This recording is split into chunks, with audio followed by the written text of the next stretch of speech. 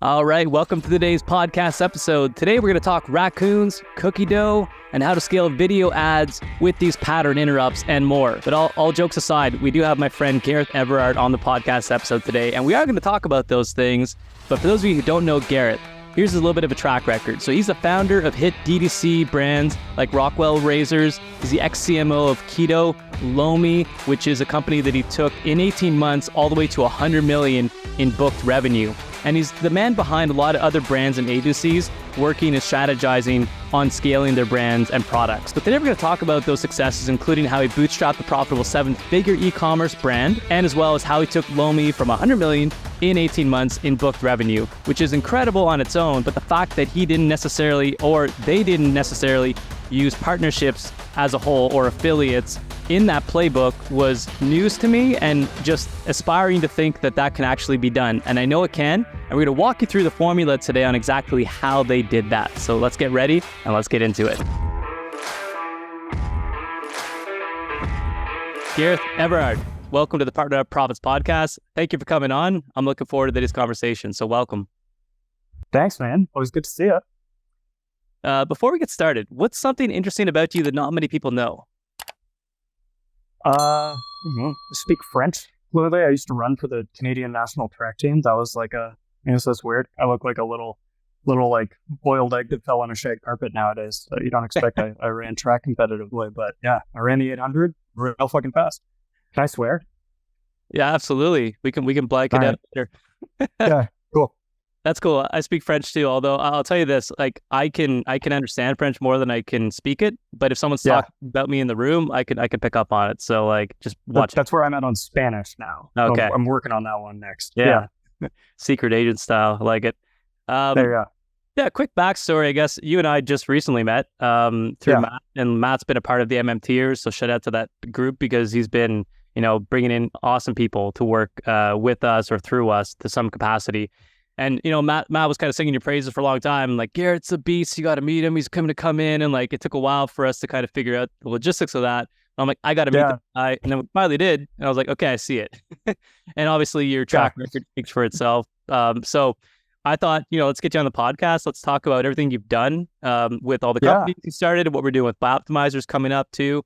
Today's episode would be cool if we could unpack just all the principles of success. I really like, thought leadership and frameworks as opposed to just tactical things that you're doing. There's ways that people think. And I think that based on what you've already done, you've got a lot of good value to add here.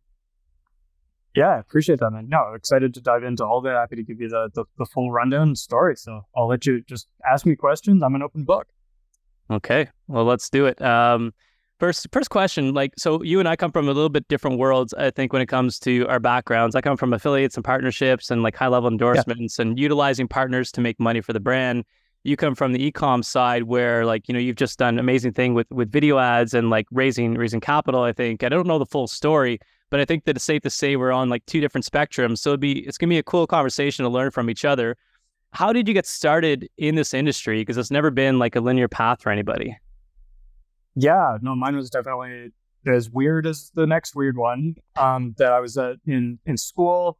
I was doing an environmental science degree, but I was really interested in business, so I managed to find a way to finagle some business courses into an environmental science degree. And there was one class where we were sitting there talking about the impact of razor cartridges, like razor blade cartridges, like the big brand ones you see at the drugstore. And then them going into landfill and like wildlife will choke and die. And then in the very next class, it was basically just a 2-hour complete like jerk off celebration of the Dollar Shave Club like viral video at the time. Like it was just this complete, everyone was super stoked on it. And I'm sort of sitting there trying to like navigate that conflict. I was like, wait, but we're celebrating like the business successes of this thing that like I literally just an hour earlier learned is super bad. So all of that came together into an idea for a better way, which culminated into my first company, Rockwell, which we make recyclable full metal razors that kind of use older shaving styles, like what's called a safety razor, but we applied some modern engineering to make them a lot easier to use. So they're like as easy to use as a cartridge razor without any of the eco elements, and it's also a lot better for your skin. So launched that. Did a couple crowdfunding campaigns. I'm sure we'll talk a little bit about like launch marketing, crowdfunding campaigns today. There were crazy problems like getting the product to market. Razors are funny because you basically have to have like the accuracy of gun manufacturing so that it doesn't cut people, but the beauty of jewelry, which you can imagine is like a pretty hard line to sort of navigate. Certainly if you're a first-time product founder, and this is when I'm like 20, 21, end up like spending a bunch of time on the floor of gun factories in the United States, like sleeping there while they're making a razor all the way to, just being in China, like on the factory floor for months. So learned a lot there. And then so I'll accelerate the rest of the story, but eventually like was able to get a management team into Rockwell back in 2018 and went on to go kind of co-found and be CMO for other stuff like a keto diet breathalyzer called Keto. Raised a bunch of money for that, and it did quite well. And by the time I was kind of vested there, there was an opportunity to go launch Lomi with my friends who were running Tequila Case at the time. So we almost startup studioed Lomi out of Tequila. And then obviously I think a lot of people have heard that ended up doing like 9 figures booked revenue within 18 months. And that was really the point. I was like, okay, I think I've got a bit of like a launch formula down. It only took me like 8 years, but here we are. So been able to translate that into a bunch of other businesses that we don't even have time to get into today. But yeah, now kind of sit here with a portfolio of a couple different fairly meaningful operating things with strong management teams, and I get to go into to do launches like what we're doing on the Ultimate Nutrition System together in Bio's world, and other stuff. So yeah, just love anything to do with launch marketing, and we'll talk about sort of the other systems in there as well, I'm sure. Yeah. No, it's an incredible journey. And I was just doing the math. So eight years, and you kind of developed this launch formula now, which I think we should talk about. It wasn't really on the topics that I was thinking of, but I think that right there could be like title. So yeah. Well, yeah. So I mean, I call it, I'll jump in, like just you were talking about like the importance of that intersection on e-commerce and getting deep in there. Ultimately, I refer to it mentally for myself as like the 4 levers of e-commerce. You can reduce almost everything that has to do with driving revenue through a website into the four different metrics that you want to track, and you can almost reduce all of the art that goes into company building and brand building into a bit of a science with these. The first lever you're going to look at is going to be your offer / AOV. So what are you actually presenting customers with? How can you make that as persuasive as possible so that upfront your average order value is as strong on the contribution margin generation side as it can possibly be? So a lot of people skip that step and they're just like, I've come up with a product, I'm going to jump right into media buying, whatever the flavor of the month is on traffic generation.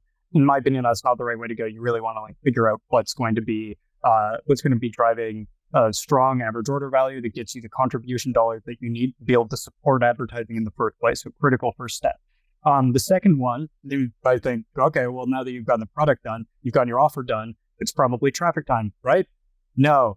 Next one, really important to spend a bunch of time on, is conversion rate. So your second lever is going to be everything to do with conversion rate. So once you're understanding once you finish that, you'll understand your overall conversion rate just on any amount of traffic that you're able to get to that page, and your contribution margin when someone does place like a purchase, let's say, without any ad costs associated with that. Now you are free to move on to the third lever of traffic, because there's a bajillion different ways that you can generate traffic.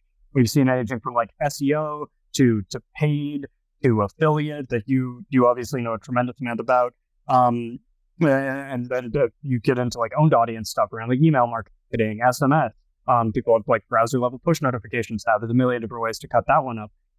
And then your final lever is going to be your lifetime value, your LTV. So once you've acquired those customers, if you follow the first 3 levers, you'll understand all of the economics by which you can afford to bring in new customers. And then you can start to play with your payback periods and extend your acquisition costs if you understand the contribution margin that you're getting on the lifetime value side of the equation.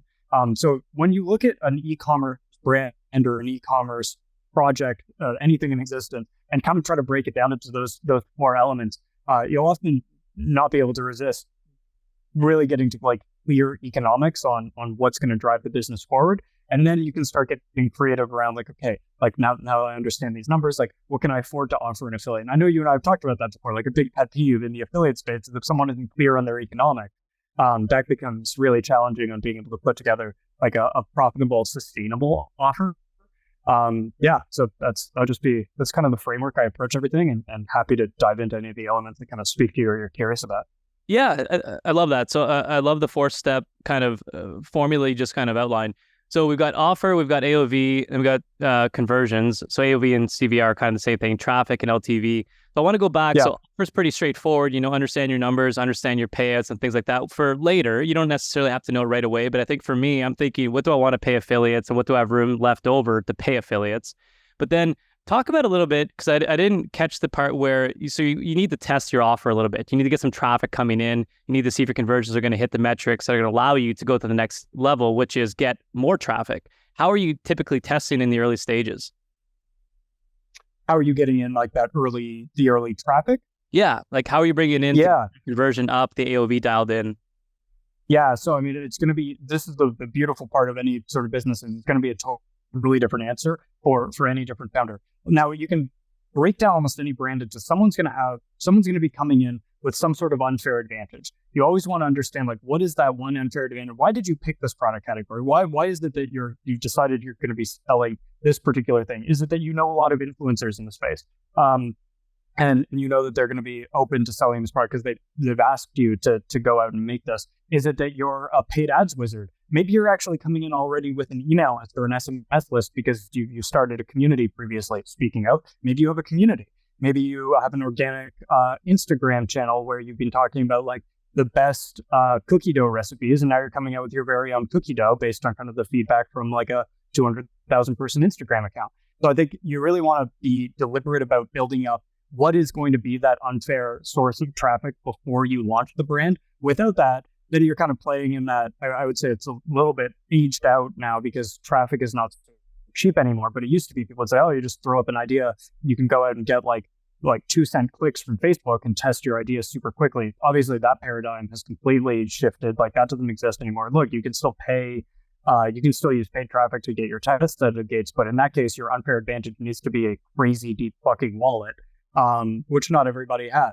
So, I think that there's a bunch of different ways to do it. To try to be eyes wide open on like, what is it that's drawing you to start this particular kind of product? Like there must be something. There must be something that you built up. And if you just know that you're passionate about this product, this category, but you don't necessarily have that like unfair source of traffic first, I would say before you even get into the 4 levers of e-commerce, the number one thing that you could do is build up that unfair advantage. I'll go back to the cookie dough example. If you've got your grandmother's cookie dough recipe and you really want to commercialize it, well, there's a bunch of different cookie doughs out there, and you're probably going to want to find, can I build up like a Facebook group at the very least? Can I build up some sort of like TikTok channel of me like testing different, reviewing different cookie doughs? Like there's a niche for all of this stuff now, and there's so many different ways to get content distribution. I think it's so critical to just be open and honest with yourself.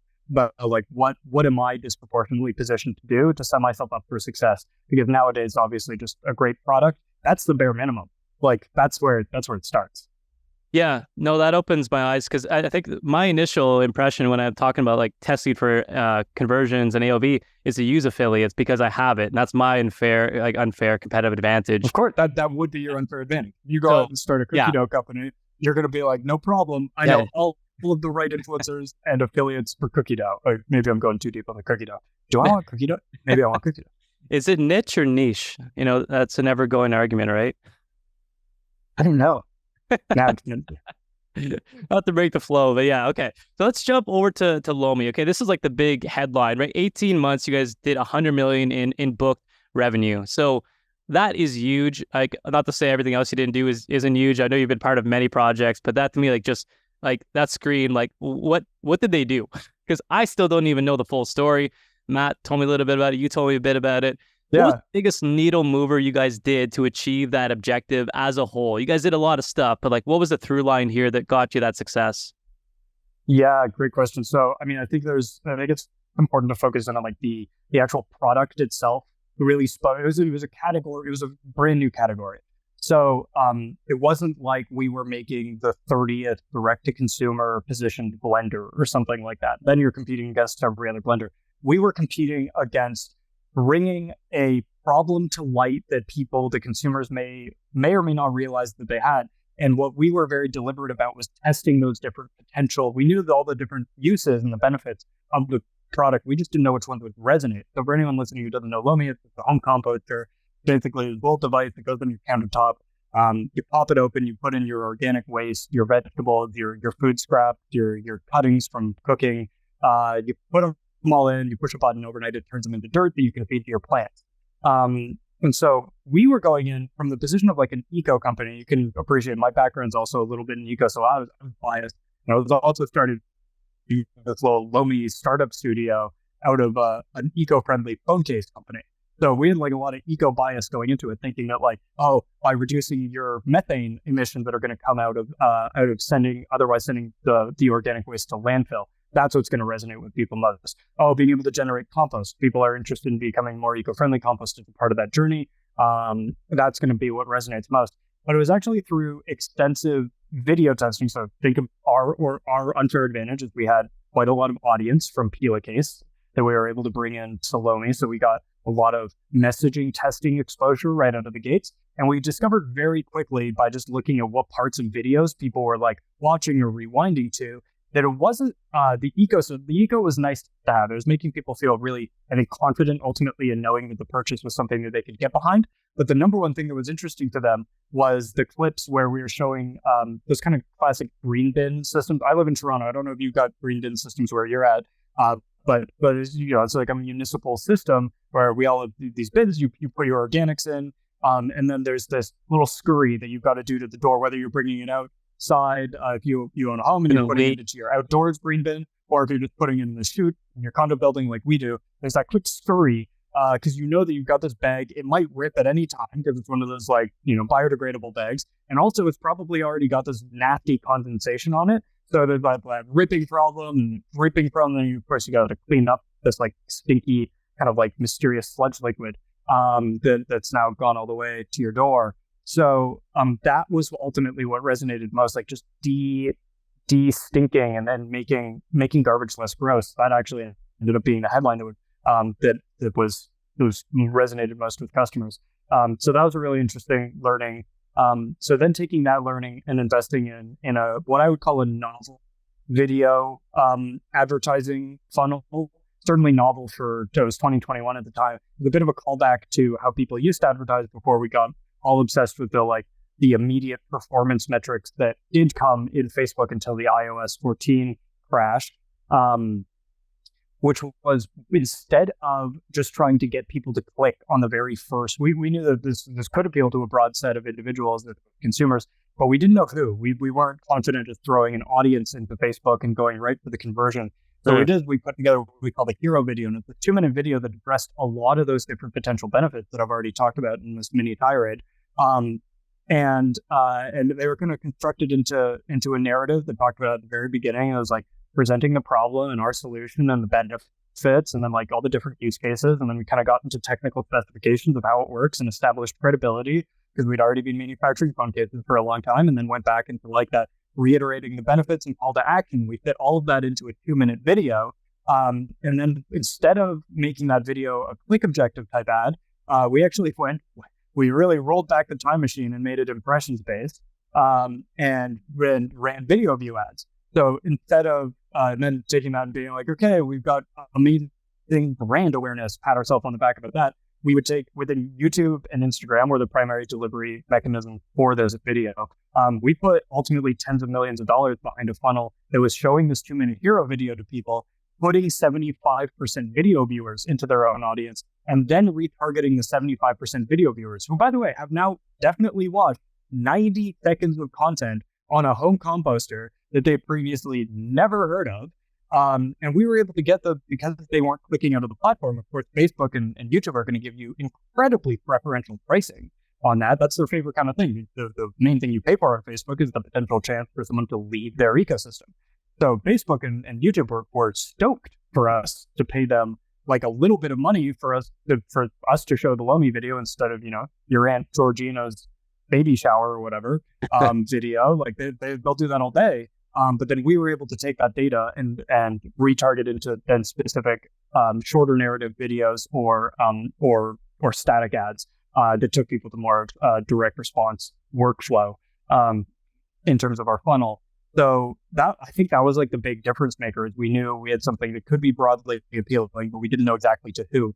So we let data decide, and just chunked all of those folks into like the big audience. And frankly, because those views are so cheap, we were able to get that audience, that top of funnel for us was not a retargetable audience based on clicks. It was a retargetable audience based on video engagement.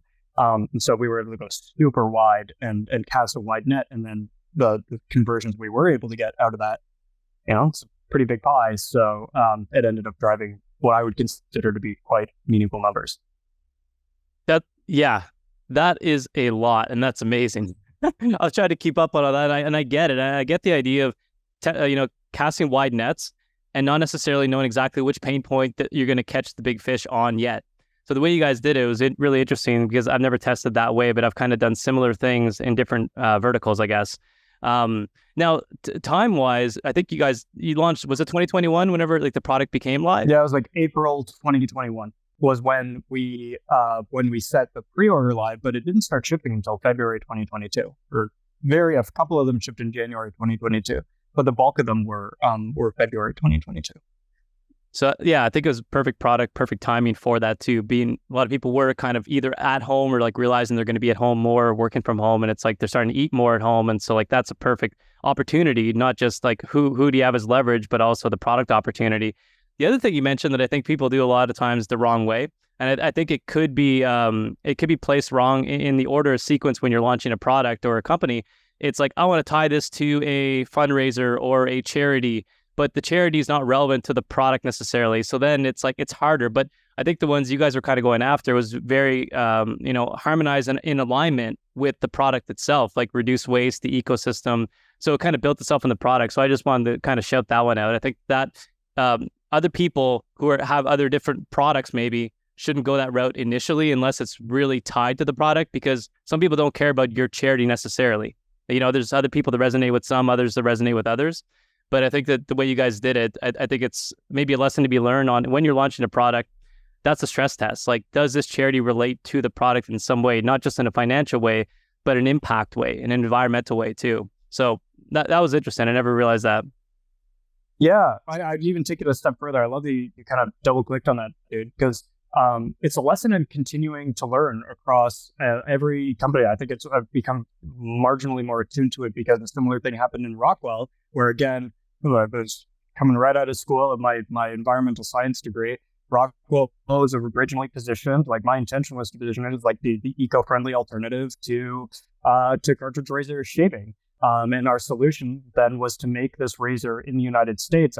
We had to go through a couple of manufacturers, but we ultimately found one that we really loved, and make it out of stainless steel. So it was being manufactured out of stainless steel, but still, like, it didn't quite click in my brain that was like unique and different enough. I was like, no, it's all recyclable. It uses recyclable blades, and ultimately it was the buy it for life aspect and the high quality manufacturing and like the transparency around that really resonated with the original Rockwell customers. Not really that much the eco aspect. It was, oh my goodness, like, you mean that I can buy this razor handle once? It's made out of like RAID 316 stainless steel, which is like very high quality stainless steel. Effectively, it's like unbreakable. We're never marketing it that way. It's just people kind of like, well, it's like, it's high quality. It's not plastic.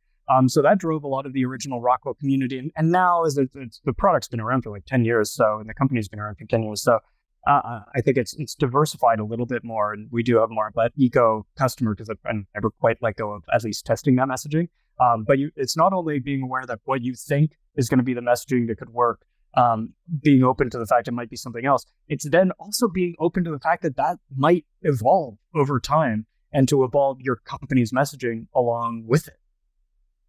Yeah, it's so true. And a lesson that Matt's taught us and the company so many times is like, don't let your biases get in the way of, what the customers may be telling you, and use that feedback, right? So we're big split testers, as you've probably seen already. And yes, one of the key things that, to your point, the premium aspect of a product, the world-class aspect, the Ferrari versus the Honda Civic, it's like that does sell. There's people that want that product. So I think you need to be something for somebody and not everything for everybody. That's a big one.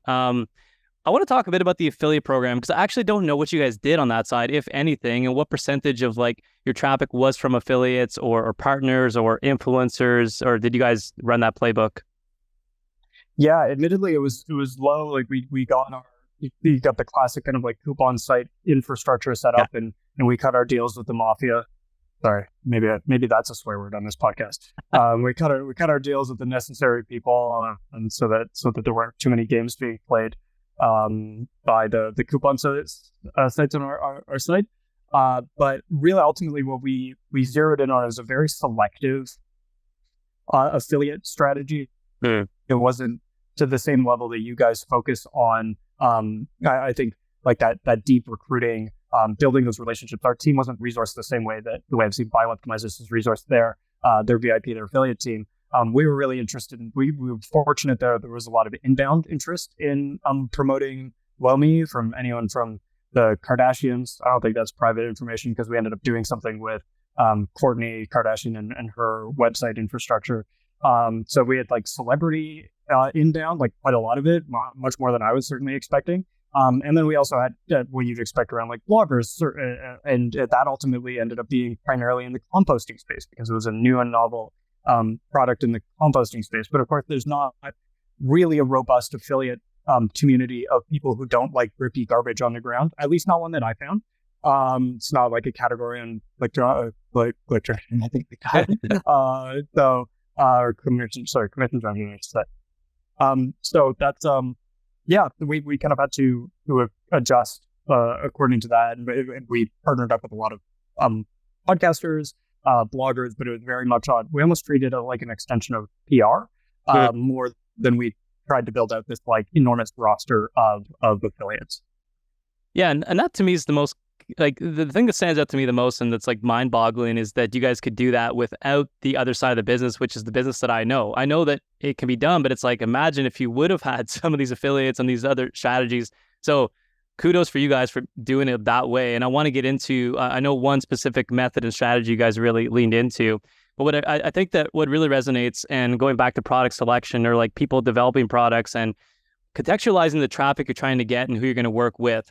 When it comes to a product, like let's just say Lomi or eco and environmentally friendly things that people want to support and back already, it's going to be easier to attract people as opposed to just another maybe potential Me Too product.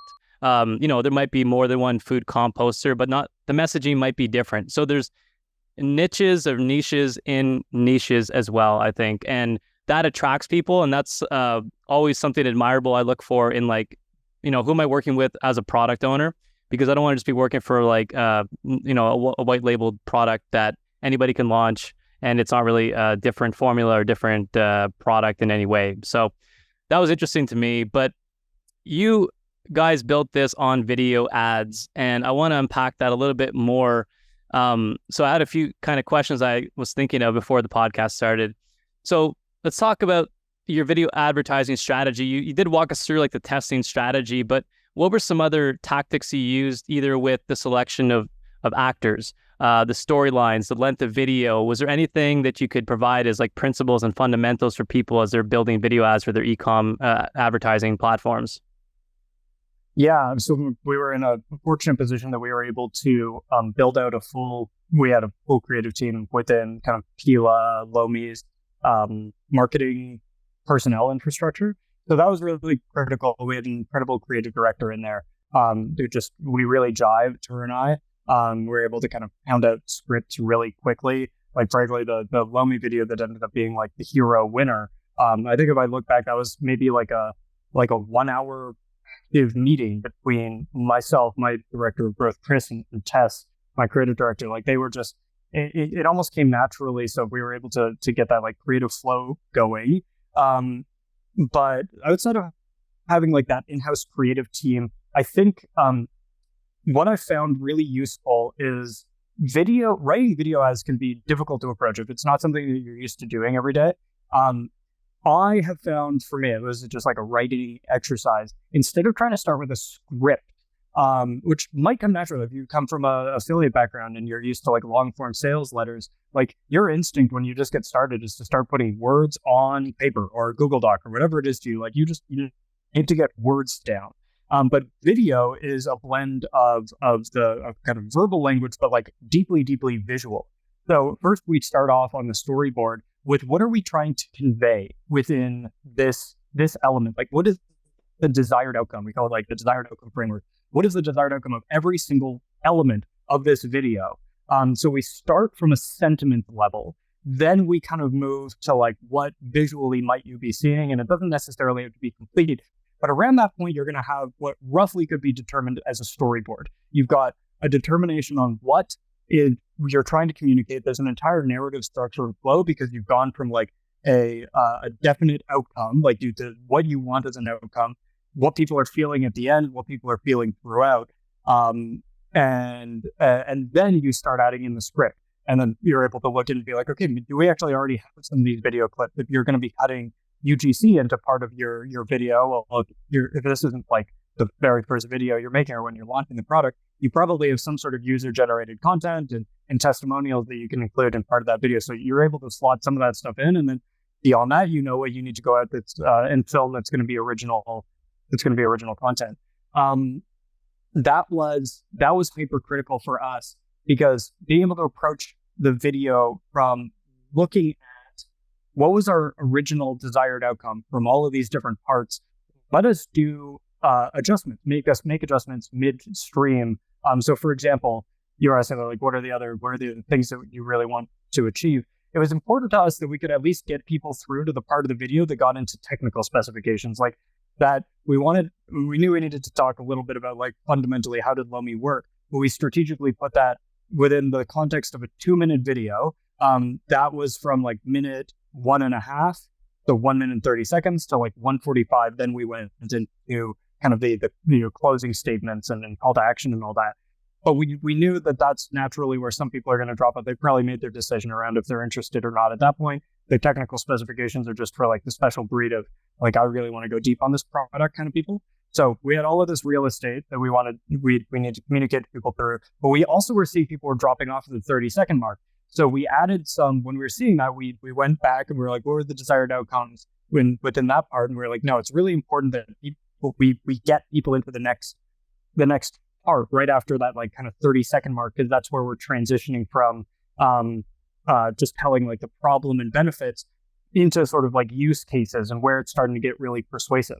So it was around that area that we were like, what can we do that would keep people around? And we were adding in, so we're talking about like the problem as around like raccoons in your garbage. It was actually just what it happened to be, or just like your garbage being stinky and overflowing. I think it specifically was like an overflowing garbage can with like the visual. And so we just added in the simple line, raccoons anybody? And then like put this kind of humorous raccoon that I can't do it with, like, but it was like, yeah, like the like comical raccoon sound. And what we saw was the engagement went way up on the video. The intention was to pull people's attention back to the video. If they're kind of at that 30-second mark, they're scrolling, they're maybe reading the comments on their video and waiting for the video to start, whatever. Could be anything. But we're noticing we were losing people there. So we put in something just like a pattern disrupt, something totally unexpected. And bizarrely, that raccoon sound like just really made a huge difference. I don't know if the joke was great, but like it was just that completely unexpected chittering sound that made a huge difference. So all of those things together, start from the intention of the video, understand that it is both a visual and an auditory medium, as well as visual, because of course now everything has subtitles on it because not everyone watches video on their phone with the audio on. So we really have to combine all of those elements and then refer back to your storyboard, which should not just tell you what the video is going to be, but the intentionality behind it, and make sure that what you were hoping to achieve is actually happening. And there's all sorts of tools, even just like the baked in analytics on all of those platforms should be able to support you in making sure the video is doing what you want. Wow. Okay. So the secret's just raccoon noises. Yeah. Just drop raccoon noises everywhere. Drop like a... So I think the thing that did stand out to me, and which I've been guilty of a lot, is like, I'll provide a script. The playbook is this, you're going to say this. But then I moved on to, you know what, we'll do a script, but then we'll also do the freestyle, but the framework. But even the framework, I feel like now I'm going to revisit, because it is like, I like the way you put it. There's an outcome you want them to have. There's a feeling, there's a sentiment, there's an environment component. And then, you know, what is the call to action? But then you can put a script to that a little bit. Because if I just give somebody a script, the tone of voice, the location, all that is going to be relevant to what I tell them as far as where they're going to be doing this, how they're presenting it, how's the person supposed to feel. They're supposed to feel scared. They're supposed to feel happy, motivated, like, all these different things that a script doesn't necessarily convey every time. So that's interesting. I'm for myself, that's a revisit on my part for the scripts that we do with influencers and podcasts, even kind of starting with that emotional side a little bit more. And the overall feeling of the video.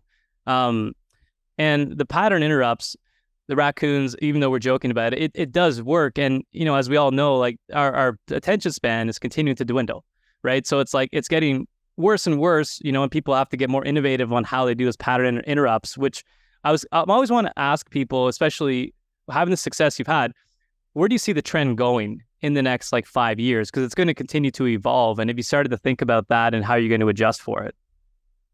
Yeah, it's a great question. You can see it in almost all modern advertising, as well as I would even say organic video. Effectively, organic is beginning to compete for attention the exact same way that advertising driven stuff always will, which is why we're seeing the BuzzFeedification of all news is just honestly letting marketers out of the pigsty and run amok amongst us. But I believe that is ultimately going to continue.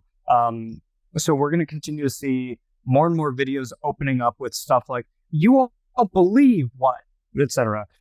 Those type of kind of attention grabbers at the top. But what I'm noticing as in 2023 as marketers, people are really leaning into that, they're leaning into the scroll stop methodology. You won't believe 10 things that you've got to know about this. One thing that you'll die if you don't know this thing.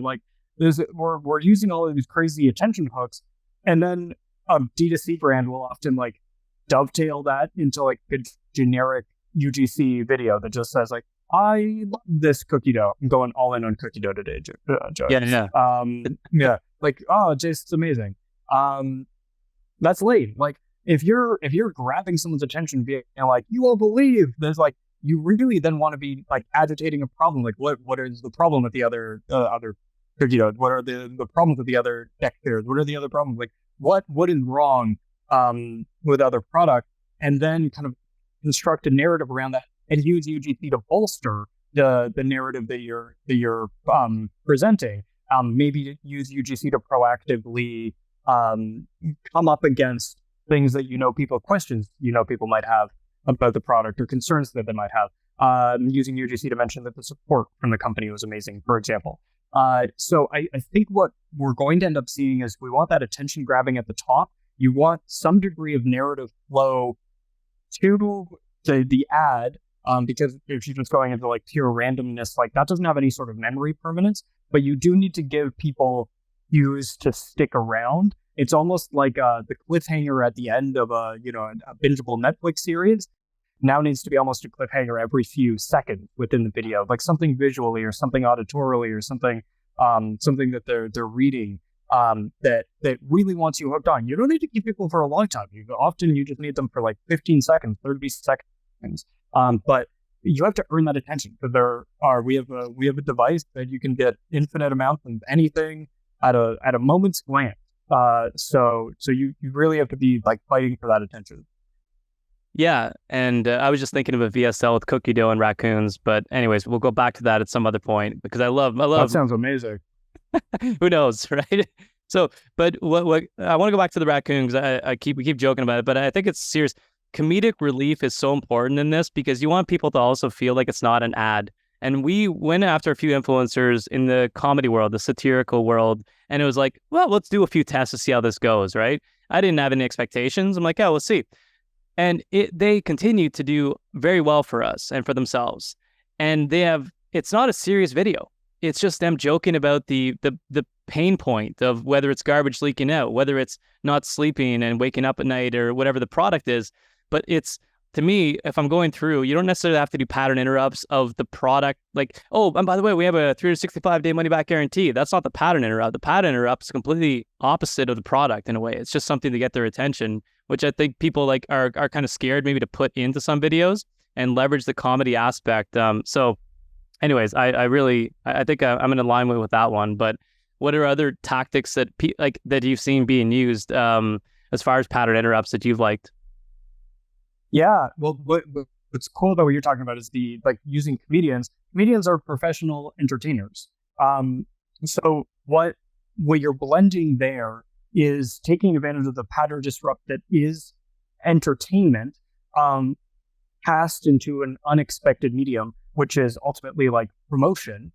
Those are not necessarily things that you're inherently going to think are going together. I mean, I believe now comedians make up quite a meaningful bulk of like podcast content, and so I think people are getting a little bit more used to that blend, that intersectionality. Um, Although, where to properly answer your question, where I've seen a lot of bandwidth being opened up by marketers, we called the Lomi videos edutainment. So they were funny. Like there were elements of it. You wanted to watch them. They weren't a pain to watch. You weren't just watching like 30 different people speak kindly about, you know, some product that you've never heard of for a minute. There was we're talking about the climate change. We're talking about the problem, what ends up where garbage goes, like it goes to landfill and why that's a problem. And then educating people on like what they can do to solve that, but all within this kind of relatively light-hearted approach. And ultimately, there's a product tied to all of that. So I think that approaching it from like the edutainment perspective, how can you both entertain and educate? Well, now you've driven engagement. You've driven some degree of memory permanence. Because if you're just funny, well, now you're going to be remembered as like that joke. If you're just educational, you're boring. But if you can find a way to kind of like blend the two, and you have like a commercial positive outcome for your business, and you've gone through your 4 levers exercise and understand what this edutainment needs to cost you on a per view based on your conversion rate, per conversion, et cetera, contribution margin basis, then you're great. Then you're doing what you should be, which is every modern company is effectively like a media engine, or every modern like direct to consumer, certainly e-commerce driven brand is a media engine with an overtly e-commerce driven commercial output. So that to me, we got to think a lot more like creators and a lot less like, I don't know, stodgy like number pushers, but also like have numbers to back the whole thing up, or else you're just goofing around with canvas. Yeah, that's funny that you mentioned that too, because I'm thinking about that. I've been researching like, creative outreach methods, because this is kind of what the podcast revolves around, which we're going to get to a question in a second that I was going to put you on the spot on that. But it's literally like, you have to become a creator to get in front of creators, to get their attention, to like sign deals now. You can't be boring. I mean, the game of outreach is really just don't be boring, get their attention, don't be generic, personalized. But now it's becoming like you have to kind of put on a show for the creator, because that's what they're expecting. That's what that's what they're doing in life every single day. So like, do they want to read an email? No. They want to like see some sort of like video infomercial thing that you put together specifically for them, name a YouTube video after them and like send it to them. I think that's really maybe what you're also alluding to. And I want to kind of bring it back to partnerships, because you and I talked about, when I say partnerships, I'm talking affiliates, I'm talking influencers, I'm talking anybody that's basically pairing up with you on a commission basis of some sort to help promote your brand and the product. And they also get a kickback off of this. So I never realized this, and it was a bit of an epiphany when you mentioned it, where you're like, there's going to be more demand for affiliates than ever before. And you kind of see this as a trend where like, that's the world that I live in. So it never went away. But I think that you, being from the e-comm side, I'd like to hear like, what's your prediction on trends or demand for affiliates in the next like 5-10 years of the industry? Yeah, well, so affiliate was an enormous part. That was probably like the original performance marketing in many ways. So that came out very long time ago, kind of before Facebook and all that. And I would say it's fair to argue that it became less of a focal point of like the average direct-to-consumer or e-commerce founder during the like Facebook ad arbitrageable days, because Facebook ads are so cheap. As long as you weren't being an absolute goof, like you could probably find some sort of acquisition engine for your company. So originally you could just do like static ads, and eventually it moved into video and all these other. And now everything you're talking about is true. Like you do need to ultimately build this like whole media empire, like within your direct to consumer brand in order to be ultimately successful. You do need to like build a really strong video creation muscle. And like, if you don't have the folks in-house to do that, that can be really expensive. Before you even get to the unbelievably expensive Facebook and Google ads that you're going to have to be like pouring money into to even get distribution to rent those impressions from those platforms. Whereas affiliate really resolves a lot of those problems for founders. And I think I've begun seeing a resurgence or like a reawareness, so a reawakening towards affiliate, being like, hold on, this entire time there's been a channel where like I can get the benefits of someone else's audience, reward them fairly based on the conversions that they send to me. Well, that's the relationship that I wish I could have with Facebook, that I wish I could have with Google. All I need to do is like take some of the influencer, the content creator coordinating energy that I might otherwise put towards like putting into ads. If I redirect some of that energy, still keep my ads engine running, but redirect some of that energy into building a relationship with creators more on the affiliate side, I can actually get like that desired outcome of a predictable cost related to a transaction, that like that Goldilocks zone within performance marketing. I can go get that out of affiliate. So I think from my side, what I'm seeing is a massive reopening on the publisher side, who they've been able to sell just impression-based stuff for a super long time. So they didn't really need to engage too much in affiliate unless it was like a last resort, because they're like, we're making oodles of money selling on an impressions basis. And then on the brand side, we're seeing brands kind of becoming aware that, well, hold on, I can have like a fixed cost basis kind of along with the traffic that I'm driving, the conversion that these media partners, if you would, are driving to my site. So those two things happening at the same time means all of a sudden there's a lot more supply, I think, or a willingness to provide supply on the publisher side that there might not historically be for the last like 4 years, broadly speaking. Obviously, affiliate's been doing great the entire time, but like now there's really this more broad-based willingness to do that on the publisher side. And then there's a recontextualization on the brand side that like, oh wait, like I'm really understanding this isn't just what I've heard of it being coupon sites, review sites and kind of the usual suspect that the conventional direct-to-consumer founders been interacting with for the last 5 or 6 years. And actually there's a full ecosystem of publishers and partnerships to be built where you can establish this like very overtly win-win relationship. So for me, I think like that's what I'm seeing driving a resurgence both sides. And I suspect if you and I are talking about this in a year from now, affiliate's going to be getting talked about in all sorts of direct-to-consumer and e-commerce newsletters and some like newly discovered wonderful thing. And we'll be having a little chuckle because it was there the whole time. No, you're right. And I look at it as a diversification of your revenue. So if your Amazon store goes down and it's the only source of revenue, you're screwed. If your Facebook ad account goes down, so I want to have like 5 or 6 or multiple extensions of revenue coming in. And affiliates, to me, if you're doing rev share, you have nothing to lose. It's a no risk situation. Okay, but now if you're doing like a cost per action or something, you have to know the value of how much it costs you to bring in a customer and what you can back out. Yeah. But at the end of the day, pay your affiliates well too. Like that customer acquisition is what you're paying for. So if somebody costs you $500 to acquire, don't go pay your affiliate $50 as a commission. Like that's always when I see, not always, I hate using the word always, I don't like that generalization, but I would say more people will pay their affiliates a lot less than what they're willing to pay the Facebook ad, because it's like, oh, it's just an affiliate, And it's like, no, reward them just as well as you're rewarding your customers the way you treat them, because they're going to be the ones that continue to drive traffic for you depending on your payout.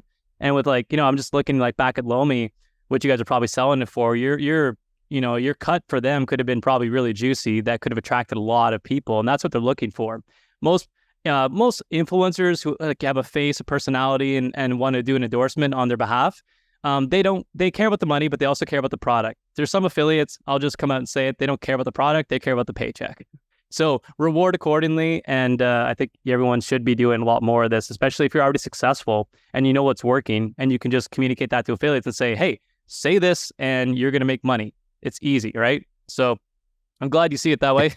It's a world I live in. Yeah, I don't go anywhere. Dude, for what it's worth, like everything you're saying resonates so much, even like bringing it full circle back to the 4 levers model. What shocked me is that as I dove more into like broader e-commerce world, there is perhaps less awareness of margins than you would necessarily think. Like I think people understand maybe what their blended margins are.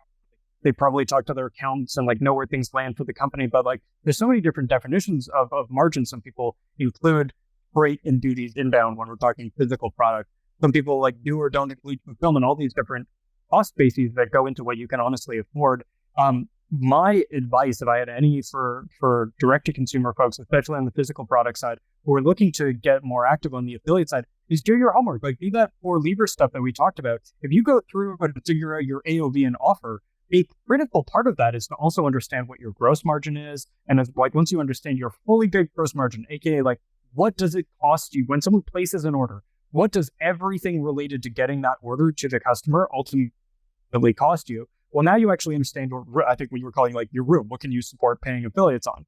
And you can then make a decision. Do you want to give 100% of that to an affiliate or near 100%, knowing that you've got some LTV infrastructure, your 4th lever, that is going to continue to derive good contribution margin for you? If you're in that position, you're sitting pretty. You can offer an incredible margin stack to your affiliate partners. And then the second piece is to get really contextualized at sharing those numbers with affiliates. I think there was so much like baked in secrecy. I think it's superpowered the ability to be like, hey, here's how much, like, here's our AOVs. We know our numbers backwards and forwards. Like, we know everything about it. When someone buys this for a $200 AOV, here's exactly how much we're actually, like, quote unquote pocketing. You could even go as deep with an affiliate and be like, based on our payroll, like our payroll costs, 14%, our SG&A costs 18% of our revenue. Like, they'll be able to really see your thinking around what you're able to offer them. And I think if you're able to offer that level of financial transparency and clarity and understanding, then you're building that trust with who is effectively a partner. You're never going to be able to have that kind of conversation with Facebook or Google.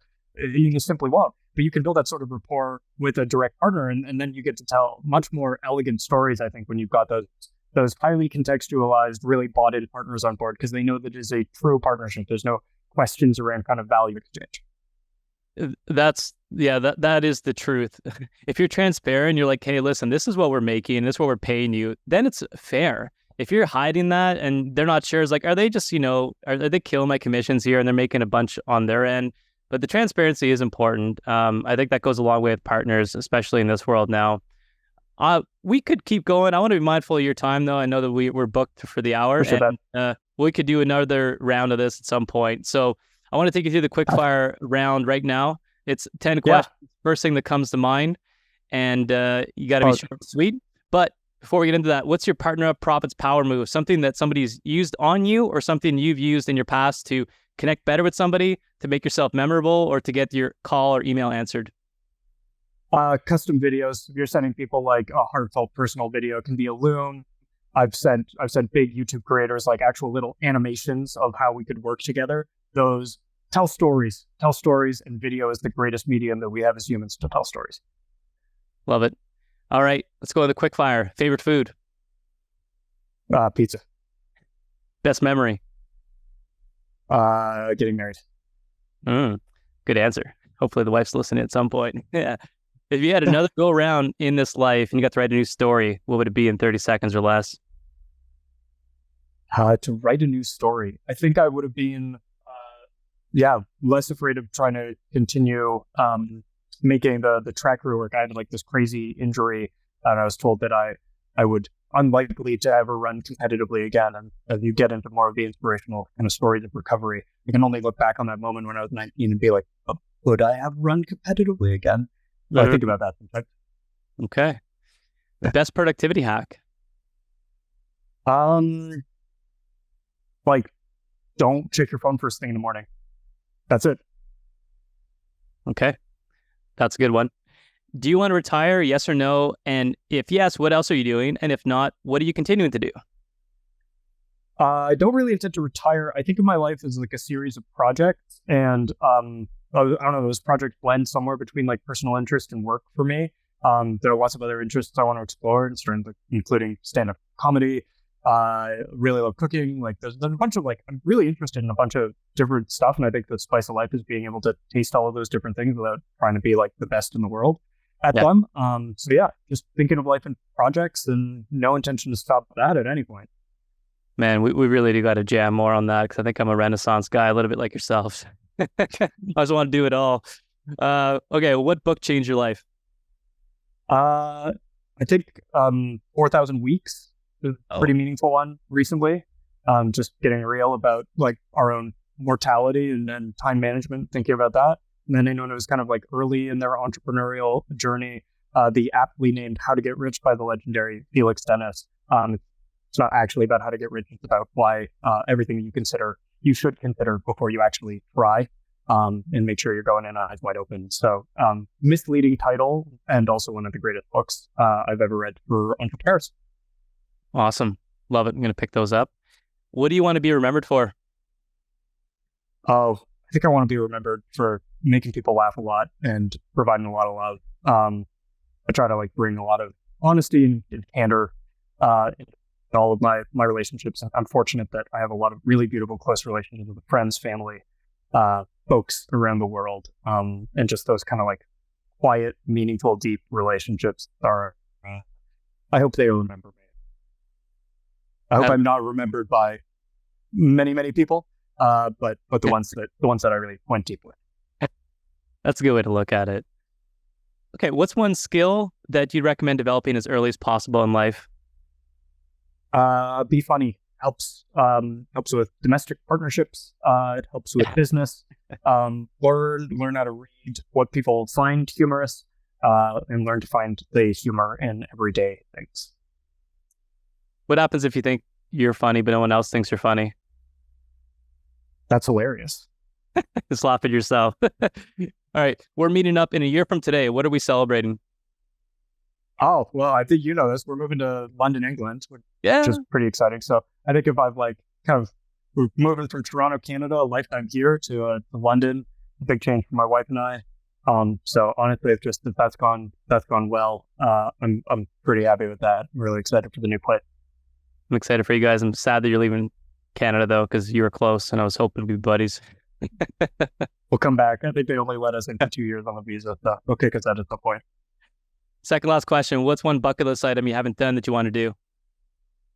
Oh, I really want to do a stand-up comedy gig in Spanish, in Colombia, where my wife is from. I'd love to do a filmed stand-up comedy set. The more formal, the better, in not English. So that's on the bucket list for sure. Okay. I want the invite on that one. Last question. You'll get it. What's your billboard, or what's the Gareth, rule that you live by? If it's an idea, it gets written down. There we go. You made it through with flying colors. Thank you so much for being on the podcast. If people want to get a hold of you, what's the best way, and who are you looking to work with in the future? Just GarethEverart.com. There's an email there. I think you can hit me up. Try to not hit me up on social media. I don't check those messages too often. But email me anytime. Happy to chat. I love connecting with marketers primarily, but really anyone interested in e-commerce, direct-to-consumer marketing, or comedians. You like comedy? Hit me up. Love that stuff. Awesome, man. Thank you so much for coming on the podcast. On the next one, we're going to talk about the banana hat too. I want to ask the question. So we'll let that be the teaser, the raccoon in the room, and we'll up here, okay? Awesome. Thanks for having me, man. This is great. Okay, thanks, guys. See you on the next one.